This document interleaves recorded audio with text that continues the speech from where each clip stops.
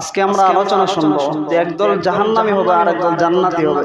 তো জান্নাতি যারা হবে তাদেরকে আল্লাহ তাআলা কি নিয়ামত দিবেন জান্নাতের মধ্যে জানা দরকার আছে না? আমরা যে ইবাদত করতেছি, আল্লাহ তাআলার হুকুম অনুযায়ী চলতেছি, রাসূলের তরিকা অনুযায়ী চলতেছি, এটার বিনিময়ে আল্লাহ তাআলা কি দিবেন? আমাদের জানমাল তো আল্লাহর রাস্তায় ক্ষয় করতেছি, ব্যয় করতেছি, ঠিক না? আল্লাহ কোরআনে বলছেন 11 নম্বর পারাতে, ইন্নাল্লাহা আশতারা মিনাল মুমিনিনা আনফুসাহুম ওয়া আমওয়ালাহুম বিআন্না লাহুমুল জান্নাহ, যে আমি আল্লাহ তাআলা মুমিনদের জানমাল কিনে নিছি।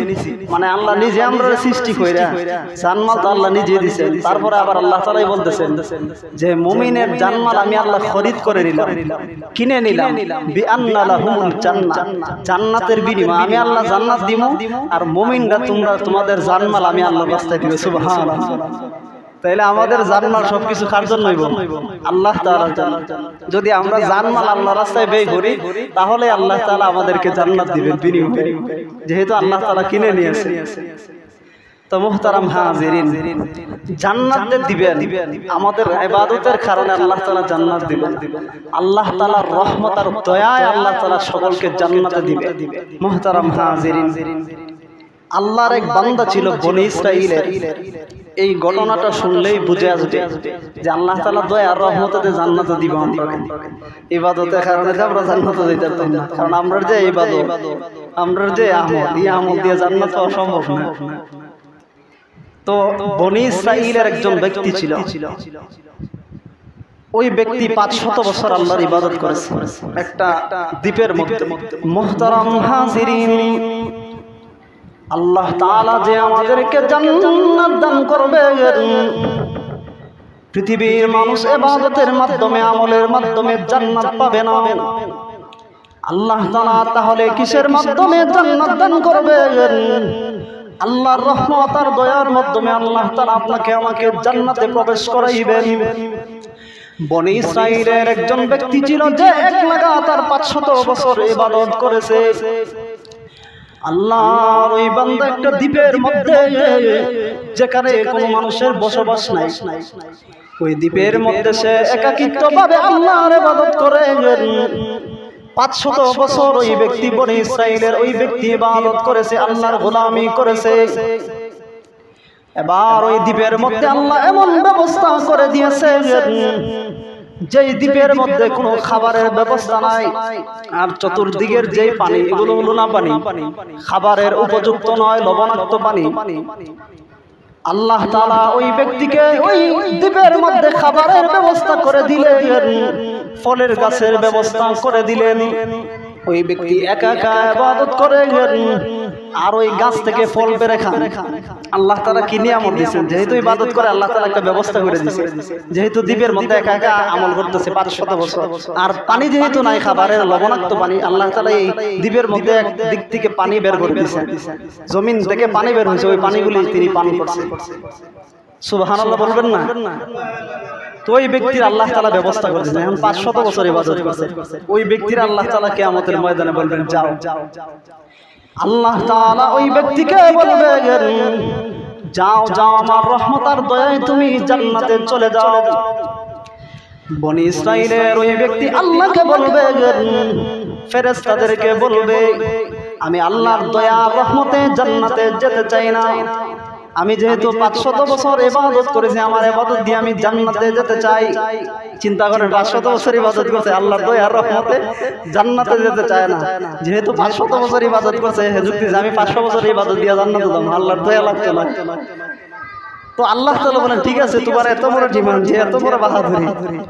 আল্লাহ তাআলা তখন বনী ইসরাঈলের ওই ব্যক্তিকে বললেন, তুমি আমার দয়ার রহমতে জান্নাতে যেতে চাও না, ঠিক আছে, আমি আল্লাহ তাআলা তোমার শরীরের মধ্যে তোমার দুইটা চোখ দিয়েছিলাম, আমি আল্লাহ তাআলা এই পৃথিবীর দৃশ্য দেখার জন্য, তোমার সমস্ত জিন্দেগীর আমলের দিকে রাখো। আমি আল্লাহ যে চোখ দিয়েছিলাম দুইটা দেখার জন্য, এই চোখ, একটা চোখ দিয়ে একদিকে রাখা তোমার আমল, আমার একটা চোখের দাম হবে না। কি মনে হয় তোমার? তখন হ্যাঁ বলতেছে না, যুক্তি দেখো, আমার ইবাদত দিয়েছে একটা চোখের মূল্য হইছে না। তাহলে তুমি যে বললা ইবাদতের মাধ্যমে জান্নাতে যাইবা, আমার রহমত আর দয়া লাগতো না। ওই ব্যক্তির সাথে যখন এইভাবে কথোপকথন চলতেছে তখন তার পানির পিপাসা লাগছে, এমন পানির পিপাসা লাগছে সে পানি যাইতেছে। মুহতারাম হাজিরিন, বনি ইসরাইলের ওই ব্যক্তির পানির পিপাসা লাগার পর ফেরেশতাদেরকে বলেন আমাকে পানি দাও, পানির প্রচুর পিপাসা লেগেছে। এবার ফেরেশতারা বললেন এক গ্লাস পানির বিনিময়ে 500 বছরের ইবাদত। সে বলে আমার 500 বছর 250 বছরের ইবাদত আমি দিয়ে দিব, আমার জিন্দেগীর 250 বছরের ইবাদত আমি দিয়ে দিব, তার বিনিময়ে এক গ্লাস পানি দাও। তখন ফেরেশতারা এক গ্লাস পানি তাকে দিয়েছে। এবার সেই এক গ্লাস পানি পান করেছে।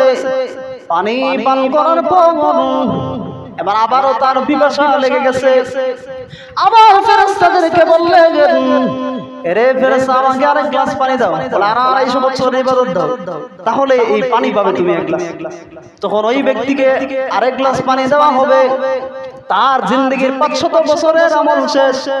ওই ব্যক্তির চিন্তায় পড়ে গেছে জিন্দেগিতে 500 বছর এক লাগাতার ইবাদত করেছি, আজকে দেখা যায় কিয়ামতের ময়দানে तमाम জিন্দেগীর আমল দিয়ে 2 গ্লাস পানির মূল্য হয় নাই। ওই ব্যক্তি চিন্তায় পড়ে গেছে, আল্লাহর দরবারে সিজদায় পড়ে গেছে। সিজদায় পড়ে মালিকের শুকরিয়া আদায় করে, মালিক আপনার দয়া রহমত ছাড়া জান্নাতে যাওয়া যাবে না, আমি আমার ইবাদত দিয়ে জান্নাতে যেতে পারবো না। আজকে কিয়ামতের ময়দানে 500 বছরের ইবাদতের মাত্র 2 গ্লাস পানির মূল্য হয়। জীবনে কত পানি ব্যবহার করেছি, দ্বীপের মধ্যে কত ফল বপন করেছি, কত রিজিক তোমার খেয়েছি, মালিক আমার ইবাদত দিয়ে জান্নাতে যেতে পারবো না, আপনার দয়ার রহমতে আমাকে জান্নাতে দিয়ে দেন। সুবহান আল্লাহ। অসংখ্য অগণিত নিয়ামতের মধ্যে আমরা ডুবে রয়েছি, যেগুলোর গণনা কেউ গণে শেষ করতে পারবে না। আল্লাহ নিজেই কোরআনে বলেছে, আল্লাহ তাআলা বলেন পৃথিবীর মানুষেরা রে, আমি আল্লাহ তাআলা তোমাদেরকে এমন নিয়ামত দিয়েছি যেগুলো তোমরা গণে শেষ করতে পারবে না। কোরআনের আয়াত নাজিল করে আল্লাহ বলেন ওয়া ইন তা'উদ্দু নি'মাতাল্লাহি লা তুহসুহা। আল্লাহ বলেন গোলাম আমি আল্লাহ এমন নিয়ামত তোমাদেরকে দিয়েছি লা তুহসুহা, যেগুলো তোমরা গুণে শেষ করতে পারবে না। লা তুহসুহা, গনতে গনতে শেষ করতে পারবে না। সাগরের পৃথিবীর সব পানি যদি খালি হয়ে যায়, পৃথিবীর সমস্ত গাছগুলি যদি, অ্যামাজন জঙ্গলের গাছগুলি যদি কলম হয়ে যায়, বাংলাদেশের সুন্দরবনের গাছগুলি যদি কালি হয়ে যায়, কলম হয়ে যায়, আর তামাম পৃথিবীর সাগরের পানিগুলি যদি খালি হয়ে যায়, লিখতে দেখো আমি আল্লাহ শেষ হয়ে যায়। আল্লাহ তাআলা কোরআনের অনেক আয়াত নাজিল করে জানায়া দিয়েছেন। আল্লাহ বলেন সূরা লুকমানের 27 নম্বর আয়াতে আল্লাহ তাআলা বলেছেন ولو أن ما في الأرض من شجرة أقلام والبحر يمده من بعده 7 أبحر ما نفدت كلمات الله। আল্লাহ বলেন পৃথিবীর মানুষেরা রে, তোমরা যদি আমি আল্লাহ তাআলার প্রশংসা লিখতে থাকো, আল্লাহ বলেন तमाम পৃথিবীর যত গাছ আছে এগুলো যদি কলম হয়ে যায়, এমন কি तमाम পৃথিবীতে যত সাগর আছে এই সাগরগুলির মধ্য থেকে আরো 7টা সাগর যদি একত্রিত করা হয়, আল্লাহ তাআলা বলেন এই तमाम পৃথিবীর গাছগুলি কলম হয়ে যদি আমি আল্লাহ তাআলার নিয়ামতের শুকরিয়া লিখতে শুরু করে, तमाम পৃথিবীর সমুদ্রের পানিগুলি যদি কালি হয়ে লেখা শুরু করে দাও, এই সব কিছু শেষ হয়ে যাবে, আমি আল্লাহ তাআলার নিয়ামতের শুকরিয়া তোমরা লিখে শেষ করতে পারবে না। সুবহান আল্লাহ নিয়ামত গুণে আর লিখে শেষ করা যাবে। আল্লাহ নিজেই বলেছেন সূরা লুকমানের। তো ওই ব্যক্তি সিজদায় পড়ে গেছে, মালিকের নিয়ামতের শুকরিয়া আদায় করছে, মালিক আপনার দয়া আর রহমত ছাড়া জান্নাতে যাওয়া যাবে না। আল্লাহ বলেন এইবার লাইনে এসো, যাও আমি আল্লাহ তাআলার দয়া আর রহমতে জান্নাতে। তাহলে ইবাদতের মাধ্যমে জান্নাত পাওয়া যাবে না, তার মানে কি ইবাদত করবেন না? এখন মনে করেন বাংলাদেশের সরকারে বলছে যে সবাইকে চাকরি দেওয়া হবে, এখন মনে করেন সরকারে যারা পড়ালেখাও করছে এরাও গেছে চাকরি জয়েন দিলাইতো, তারা কি সরকার চাকরি দিব? যারা পড়াশোনা করছে লেখাপড়া করছে তাদেরকে সরকার চাকরি দিবে। আল্লাহ বলছেন জান্নাত দিব, এর লাগি কি সরকারে সবাই দিলাইব? ইবাদত করতে দিব। আপনি যদি পড়ালেখা না করেন, পরীক্ষা না দেন, তাহলে পাস করবেন কি? তার মানে পরীক্ষাতে অংশগ্রহণ করতে হবে, এরপর ফার্স্ট ফেল দিলা হইব, তাইলে অংশগ্রহণ করতে হবে। তো মুহতারাম হাজিরিন, তো আমাদেরকে আমল করতে হবে। আমলের মাধ্যমে এক একজনের মর্যাদা এক এক রকম হবে। যেমন জান্নাতের বর্ণনা হাদিসের কিতাবগুলি পড়লে দেখা যায় যে যেমন আমল করবে তার জান্নাত এরকম হবে। যে যেমন আমল করবে, এক ব্যক্তি সারা জীবন আমল করছে আরেকজন আমল করছে না, তো এর জান্নাত আর তার জান্নাত কি সমান হবে? না, কখনোই সমান হবে না। তো যে যেমন তার জান্নাতটাও হবে এমন। আমরা কিতাবের মধ্যে পড়েছি জান্নাতে 8টা স্তর হবে। অনেকে বলে দেখেন 8টা জান্নাত, 8টা জান্নাত বা 8টা স্তর বলেন। যে জান্নাতের বিভিন্ন নাম আছে। জান্নাতুল ফিরদাউস হচ্ছে সবচেয়ে শ্রেষ্ঠ জান্নাত। সুবহানাল্লাহ। আল্লাহ রাসূল বলেছেন তোমরা আল্লাহ তাআলার কাছে জান্নাতুল ফিরদাউস চাইবে, সর্বশ্রেষ্ঠ জান্নাত চাইবে। চাইবে যখন দামিটা চাইবে। তো জান্নাতের অনেকগুলি আপনার ধাপ আছে, অনেকগুলি স্তর আছে। জান্নাতুল নাঈম, জান্নাতুল খুলদ, জান্নাতুল করার, জান্নাতুল মাওয়া, এইভাবে 8টা স্তর।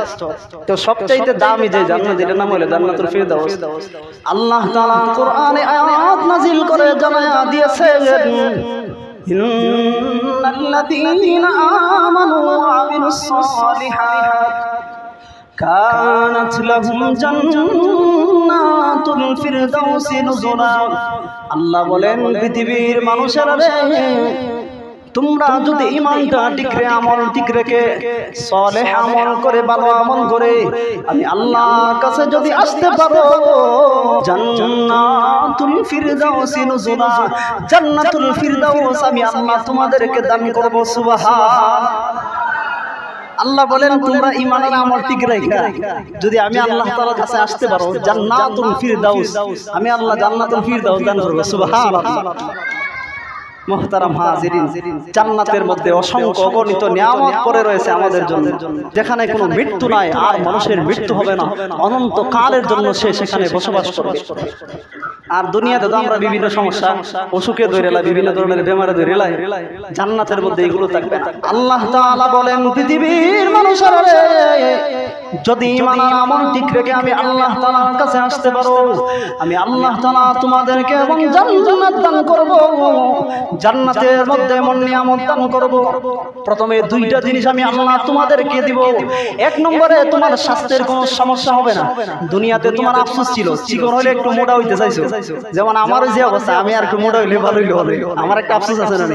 অনেকে আছে মোটা বেশি, এসা একটু চিকন হইতো, এই আফসোসটা থাকে না? অনেকে আছে কালো, এসা সুন্দর হইতো। আল্লাহ তাআলা বলেন জান্নাতের মধ্যে এগুলো থাকবে না।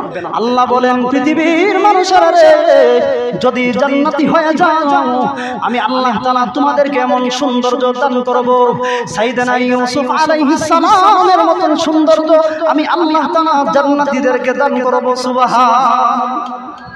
শুধু তাই নয়, জান্নাতীদেরকে এমন বড় আমি আল্লাহ বানায় দিব, আদম আলাইহিস সালামের মতন বডি আমি আল্লাহ তাআলা জান্নাতীদেরকে দান করব। সুবহানাল্লাহ। শুধু তাই নয়, আমি আল্লাহ তাআলা জান্নাতীদেরকে এমন একটা কণ্ঠ দান করব, দুনিয়াতে বক্তার আলোচনা শুনে মানুষ মুগ্ধ হয়ে যায়, এত সুন্দর কণ্ঠ আল্লাহ দিয়েছেন। আল্লাহ বলেন পৃথিবীর মানুষেরা রে, যদি জান্নাতি হয়ে যাও আমি আল্লাহ তাআলা তোমাদেরকে দাউদ আলাইহিস সালামের মতো কণ্ঠ দান করব। সুবহানাল্লাহ। দাউদ নবীর কণ্ঠ কেমন ছিল আপনারা জানেন কি? আল্লাহর একজন জলিলুল কদর নবী ছিলেন দাউদ আলাইহিস সালাম। তিনি যখন তিলাওয়াত করতেন, উড়ন্ত পাখিগুলি তারা যেত, নদীর মাছগুলি জমিনের মধ্যে উঠে আসতো, পশু পাখিগুলি নবীর কাছে চলে আসতো। এত সুন্দর কণ্ঠ আল্লাহ তাআলা দাউদ নবীকে দিয়েছিলেন। আল্লাহ বলেন জান্নাতীদেরকে আমি আল্লাহ তাআলা দাউদ নবীর কণ্ঠ দান করে দিব। সুবহানাল্লাহ। শুধু কি তাই, জান্নাতীদেরকে আমি আল্লাহ তাআলা শ্রেষ্ঠ আখলাকের অধিকারী বানায়া দিব। কোরআনে আছে ওয়া ইন্নাকা লাআলা খুলুকিন আযীম, খুলুকে আযীম চরিত্র আমি আল্লাহ দান করব। এই খুলুকে আযীম চরিত্রটা আল্লাহ তাআলা আমাদের নবীকে দিয়েছেন, আর কোন নবী রাসূলকে দেন না, আর কাউকে দেন নাই। আল্লাহ বলেন এই খুলুকে আযীম সর্বশ্রেষ্ঠ চরিত্রের অধিকারী আমি আল্লাহ তোমাদেরকে বানায়া দিব। সুবহানাল্লাহ।